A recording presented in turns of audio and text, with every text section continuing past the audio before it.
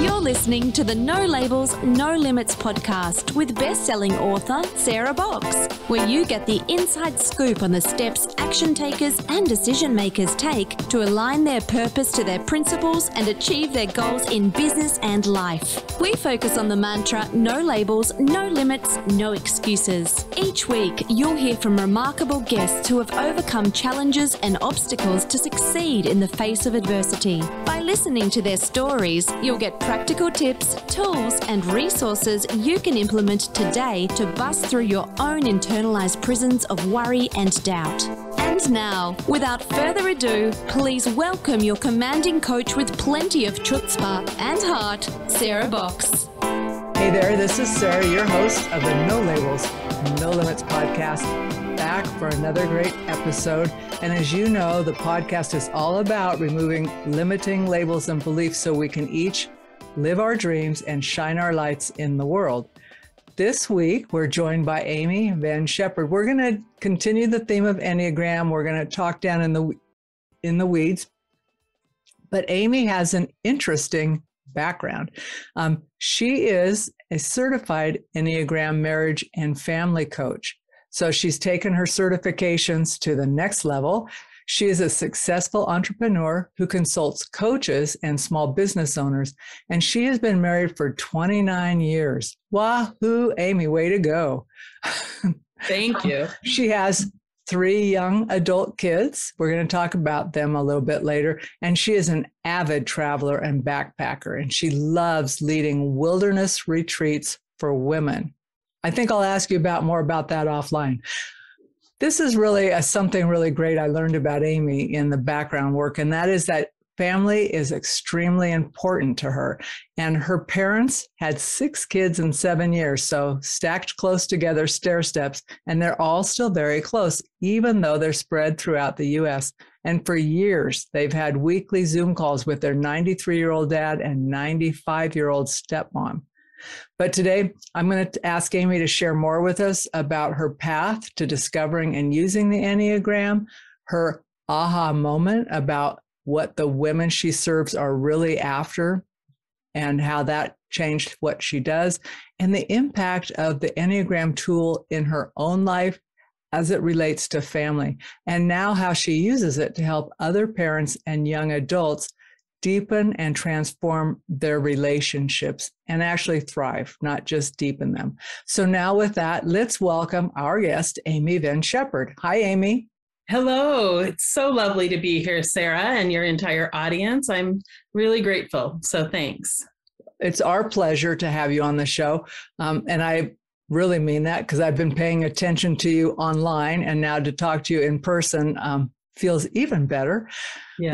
But the one thing I like to ask all of our guests, some have answers, some don't, but to ask if there's something that you do every day, Amy, that keeps you living true to your own purpose and calling. I love that question. I would say there are probably a lot of things.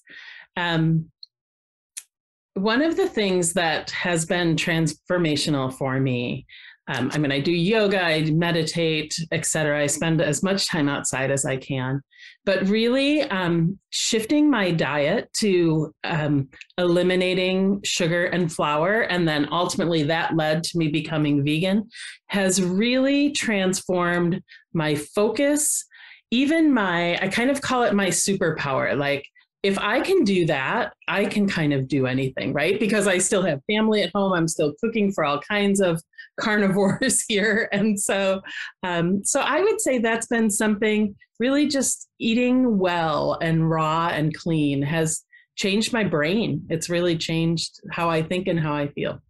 And that has its own ripple effects throughout everything else, right?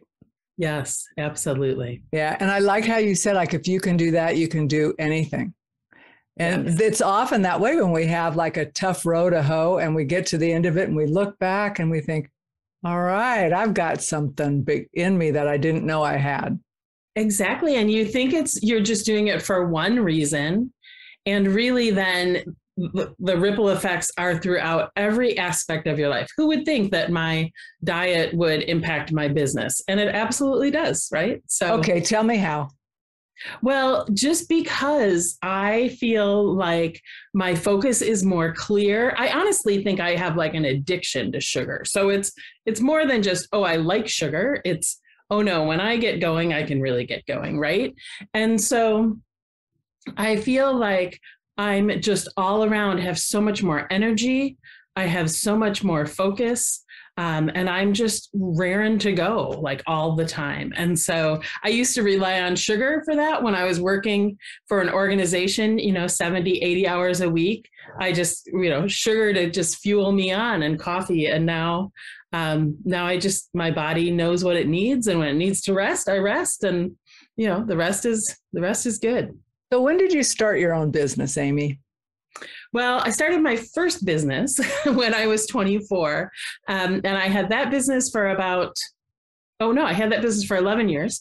And then I closed it down because I just thought, I don't want to be the boss of everyone all the time. And so, but then of course, my next role, I became the boss of everyone at somebody else's organization. So I had that business for 11 years. Then I worked for somebody else for 12 years. And then I went back out on my own again.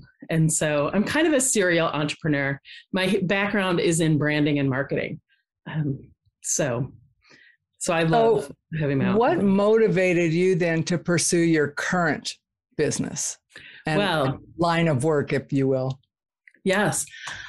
I've been in branding and marketing, and my expertise as a strategist was getting organizations to really get at the core of who they are, and then bringing that truth out to the world through their marketing and advertising and everything. So when I would do branding strategy for companies, man, we would go deep and deep and deep and deep, all the layers of the onion. But then no matter how great the work we all did together, of course, it was limited by the people in those organizations, right? Organizations are just people. And so I really had that moment of thinking, I can only take these companies so far when the people are still in a different place.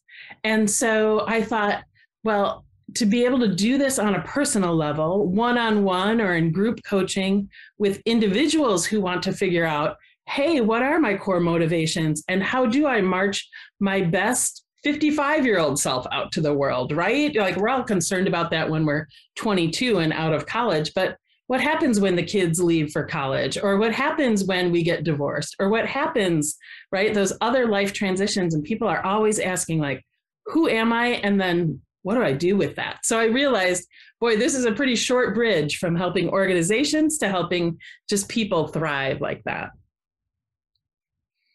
So you must have had some of your own life lessons or hardships along the way, though, that have kind of shaped how you think about that. And I'm wondering, especially since it has led you to a path of using the Enneagram as a tool, right, for transformation. What was your own path for getting there? Oh, yes. So I always used the Enneagram in my businesses. So as I led teams, Enneagram was really my primary way to get our teams to work together. I was a high school youth leader for a church. And, so I loved using it with our youth and everything. And so, of course, it became very natural to use it in my own marriage and with my own 3 kids. And so that just became so important to me to understand not just who I am, but who the people I love the very, very most are. And so some of our kids had some challenges. So I have a child with high functioning Asperger's, another one who really has, I would say, 100 teeny things that were just odd, and we never got a diagnosis. She's now transgender, but I don't even think that's the main issues. And so having the Enneagram, as I was raising these kids who had some struggles, some challenges, really just helped me to bridge with them at a time when it felt like there were no bridges to these kids. And so I'm super grateful that I've been using the Enneagram for decades, but then to really focus it on my family and my marriage has been just transformational for me. So let's get a little more specific, if you will, right? So and by that I mean, let's give some examples of how parents can benefit from this. And to the degree that you're comfortable, let's use your own family as an example without being unduly intrusive on your children. But you are an 8 wing 7. Tell the listeners broadly what that means. Excellent. So an 8 with a 7 wing is really, so 8s are challengers, right? We kind of, we like to be in front. We like to be the best. And, there's a saying out there that says there's no such thing as other people's children.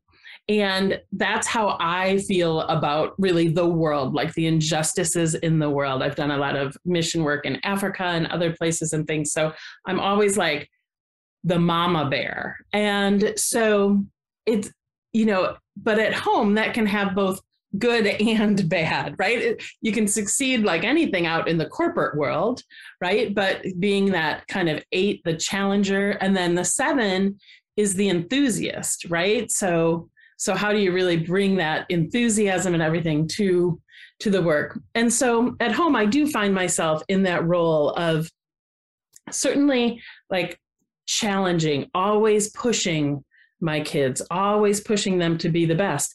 But that falls very differently on my 3 different kids who are super different. We had our first child, we were like, oh, this is interesting. We know everything about raising kids now. Then we have our second one 20 months later, we're like, oh, this one's completely different. Then I'm pregnant with our third and we think, oh, I wonder where they'll fall on that spectrum. Well, of course they were a third dimension, right? It's like, there's no clean line between kids.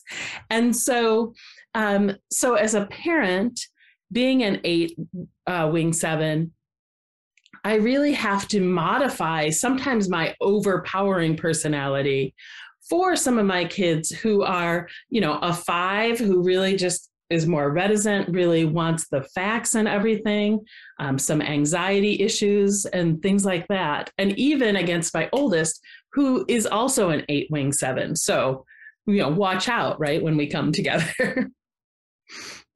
Well, because you both know the way forward. We're both very, very right all the time. And then my husband is a 2 wing 3. And so the 2s are the helper, right? And so I could let my husband help me all day long if I let myself just go nuts, right? And so for he and I to figure out how to orbit each other and navigate each other in a way that's so mutually respectful and everything and not taking advantage of each other. And for folks listening, it's not that hard. It does require some humility. And for me personally, like going my way is not the only way. And I was pretty sure it was the right way. Yes. But then, as an independent person, you get, life works for you because you don't get any pushback. But when you're in a marriage or another relationship, like with kids, you get a chance to see what you come up against. And how you can rise to be a better version of yourself. Now, with your kids, how did you adapt to that? You've talked about them being in different places emotionally and they have different needs. So when you talk about now with your marriage and your counseling certification in the Enneagram, how do you help folks transform their relationship with their young adults? Because that can be a really good time or it can be a really volatile time in families. Right. And it's usually absolutely both of those things, all mixed together. And so I think the first thing is to stop assuming, right? We as parents assume a lot of things that are about our kids and we know our kids well, but knowing your child as a sweet 5-year-old versus a 12-year-old versus a 17-year-old, right? That's really not the same person. And so, and to understand all the influences and ups and downs of just being a hormonal teenager trying to figure out this world, right? We really have to tap into, and and try to understand their core motivations. What is their Enneagram type, if they're old enough to help figure that out themselves. But even holding 2 or 3 of them loosely and saying, oh, my child is kind of a 6-ish and sometimes acts kind of 4-ish. Even that helps us treat our kids in a way that for what they need, not imposing what we need on top of them. Right? So even a sulky, dark teenager who's really, you think that they don't want to talk to you at all. So if you're only going to share 5 words with your teenager for the day, if you knew enough about them, you could share the right 5 words that might just, give them that little bridge to tomorrow. And I just want to double back on something you said, is when you said that if they're old enough, right? Yes. But you're not recommending that parents, quote unquote, type their kids and adjust their parenting. It's more like holding who they really are, trying to understand that, especially if they're young, they don't know. They haven't developed enough, but to hold that so you can actually be considerate of how you might respond to them in the moment, recognizing that you have kids, you're not going to be 100% on the mark with all of them all of the time.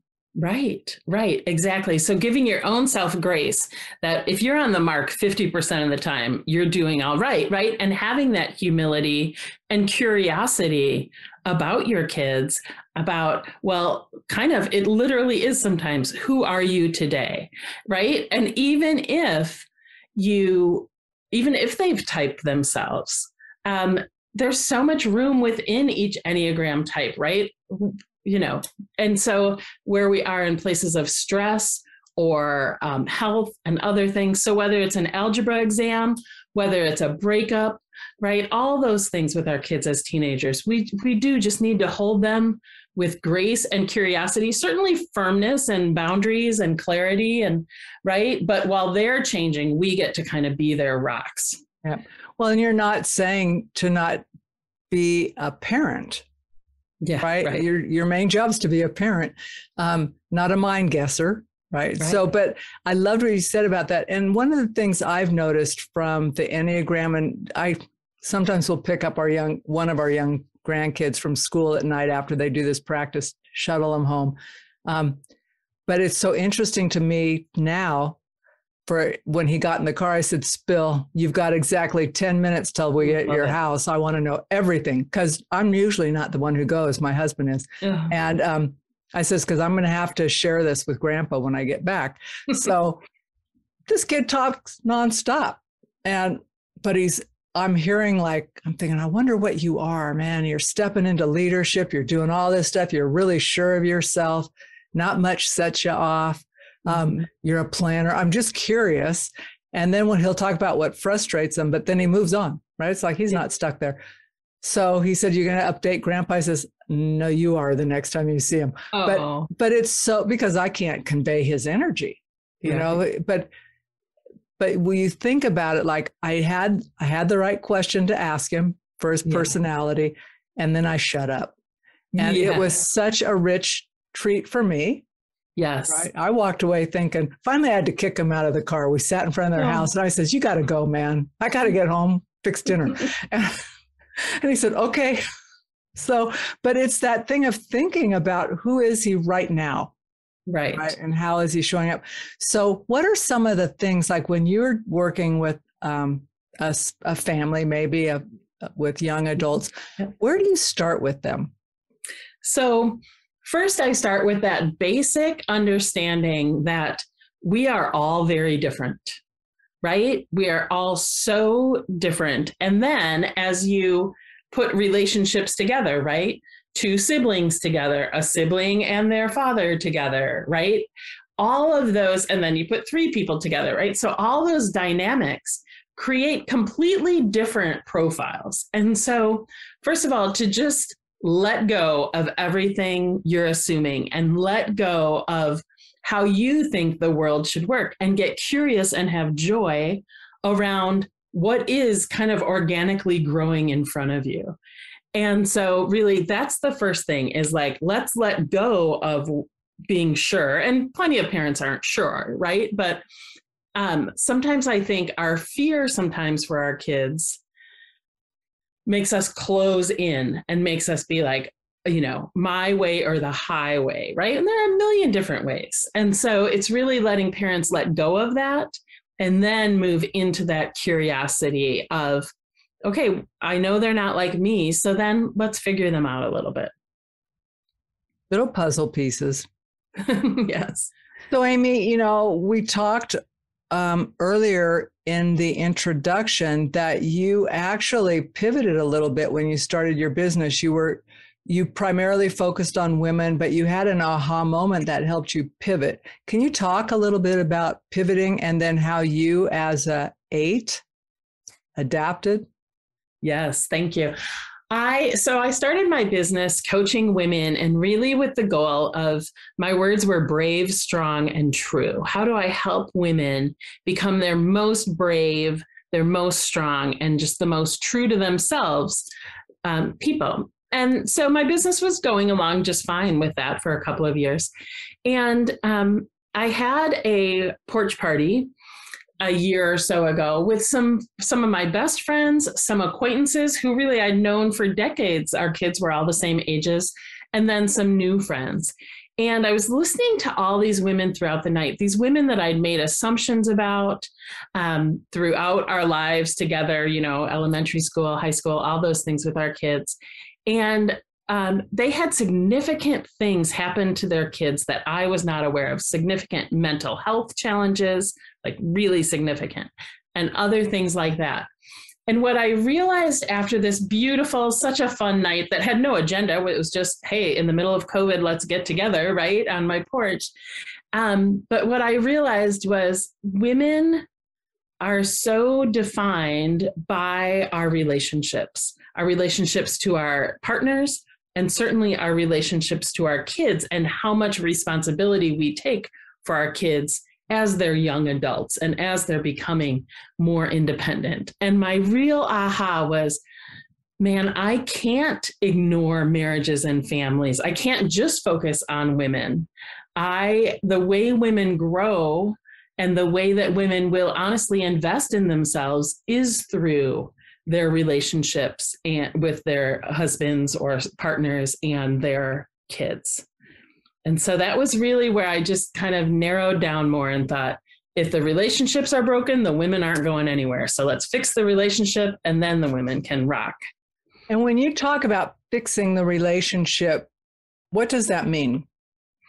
Well, again, I think that we have natural conflicts, and we fall into, whether it's 15 years of marriage or 15 years of raising someone from an infant, we fall into these ruts, I think. And sometimes our ruts, we always picture ruts being parallel to each other, but in fact, often our ruts, right, with our partners or even with our kids, just ever so slightly take us further and further from each other.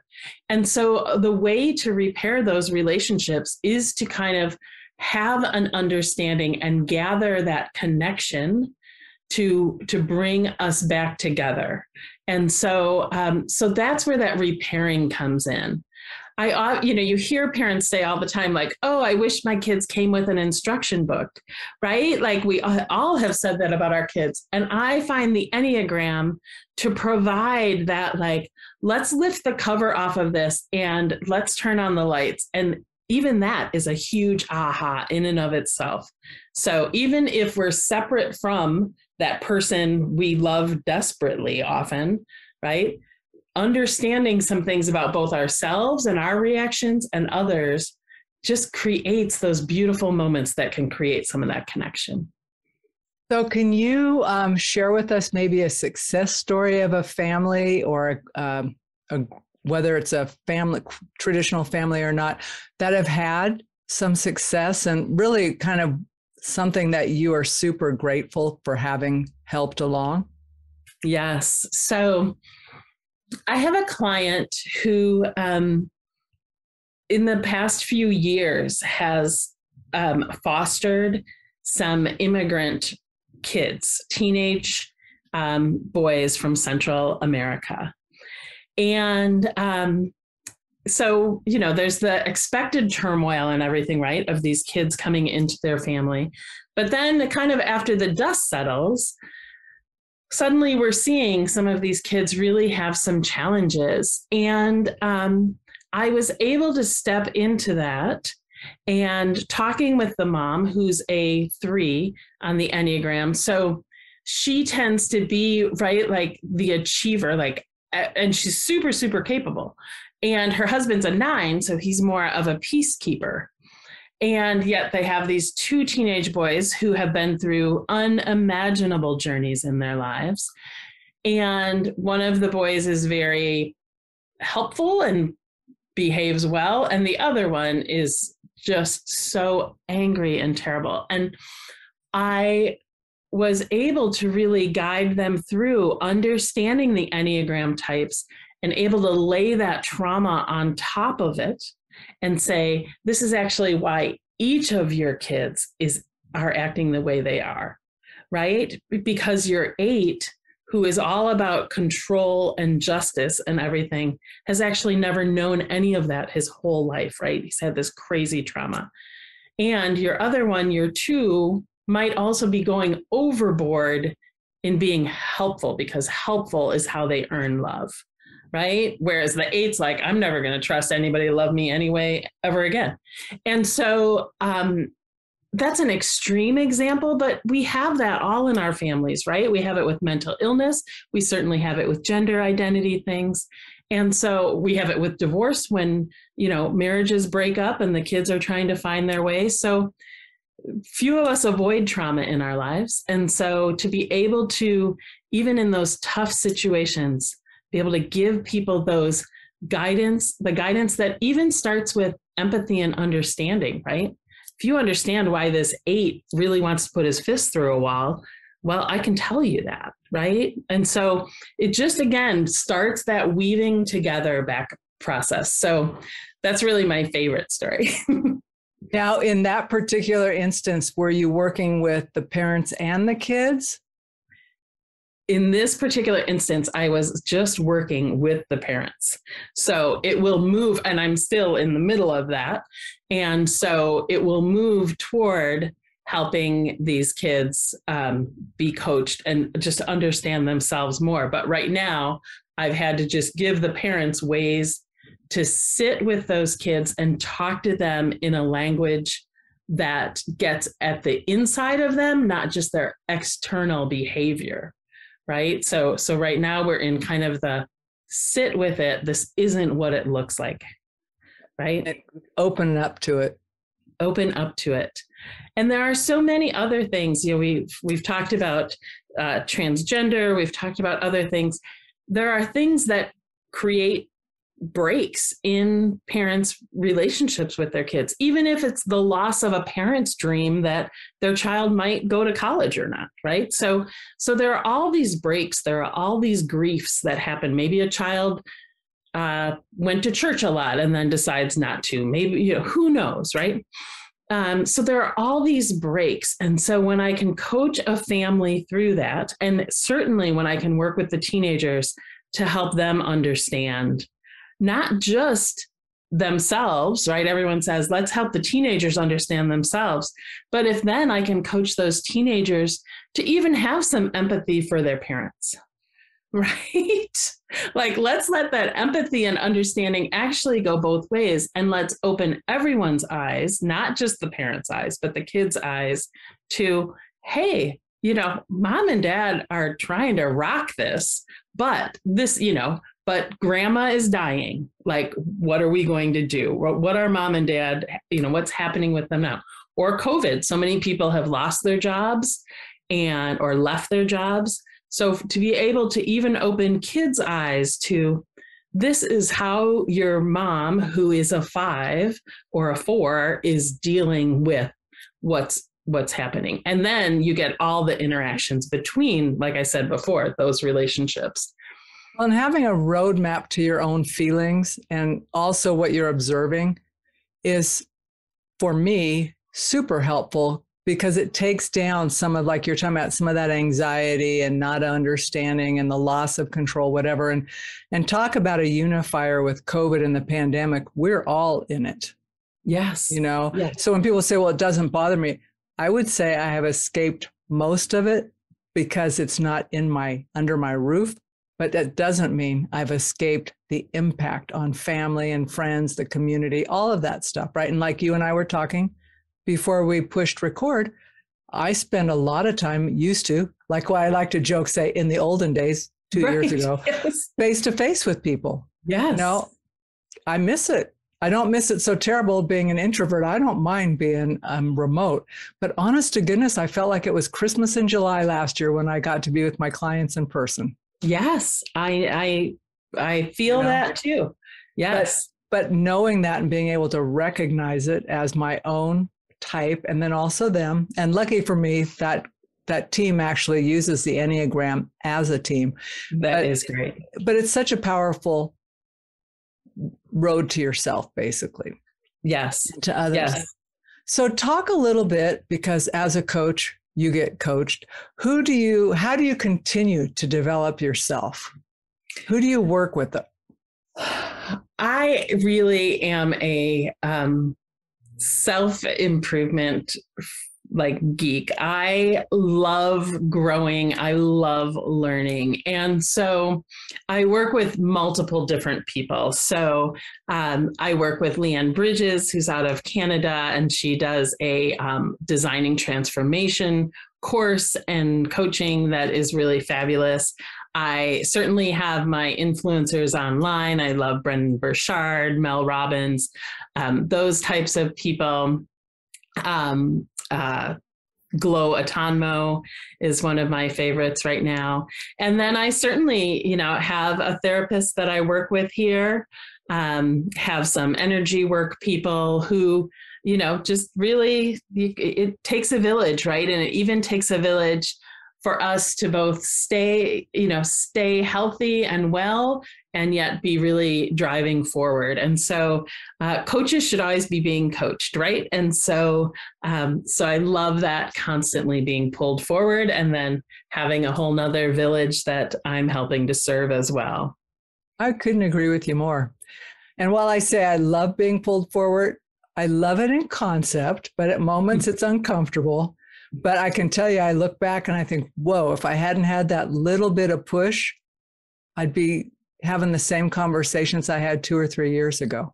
Yes. So. I agree. Yeah. And then when you layer that, when your coach uses the Enneagram, then it's just like a shortcut. It's like shorthand, it gets you there faster, and your coach can be like, oh, I know exactly what you're doing right now. Right? Yeah. That's, a very vulnerable place to be. So that's the great thing about having coaches who are certified, who know it and know how to use it to help heal and grow us, versus to point out all of our glaring, because we all know our own flaws mostly. So let me ask, what are the best ways for people to connect with you, Amy? So I am Amy Venn Shepard. So Venn, Venn, exactly like Venn diagram. So, and on social media, so Facebook and Instagram. And then my company is called Vennwise Living. And so just VENNWISE living.com. And so those are great ways to connect with me. I am constantly building up my website. It's a little bare bones right now, but constantly building it up to offer more content and insight to people. So those are the best ways to get in touch with me. And if someone went there, is there something that you have either on your website or they can get from you to get started working on something? Do you have any free downloads or tools? Yes. And so I have a download of my Life Foundation workbook. So part of my overall playbook. And it's really something I do in addition to Enneagram testing to start with all my clients. I also do this foundational work that's pretty quick, but it's graphic. And so we can see oh, if your life feels like you're rolling down the road and every once in a while you trip over something, right? And sometimes we feel that with ourselves, sometimes we feel that with our relationships. This workbook that they can download really gives them kind of that aha of like, oh, this is why I feel like I'm tripping down things. And so that's available on my website as well. Great. Amy, any parting words of wisdom or what you would tell your 8-year-old Amy if you got a chance to sit down with her? If I could tell my 8-year-old Amy something, I would say to be still for one hot second and really follow both my heart and my mind, and to really serve the world in the truest sense of my power, rather than how the world speaks to me of go be a corporate success, go be these other things, which was lovely and great. But really the world needs us serving each other with all of our bravery that's possible. Thank you so much for being a guest on the No Labels, No Limits podcast, Amy. I know our listeners have gotten great value out of this, and I look forward to hearing more about you and your journey in the future, if you're willing. Anytime, Sarah. This has really been my pleasure, and I'm so grateful to you and your team and your audience. So thank you so much. You've been listening to the No Labels, No Limits podcast with best-selling author, change agent, and strategic vision coach, Sarah Box. You can grab the show notes and find out how to work with Sarah at sarahbox.com/No Labels, No Limits podcast. We'd love this podcast to reach as many people as possible. So please remember to rate, leave a 5-star review, and share the podcast with someone you think would get value from this conversation. Until next time, keep taking those daily action steps to align your purpose to your principles and achieve your goals in business and life.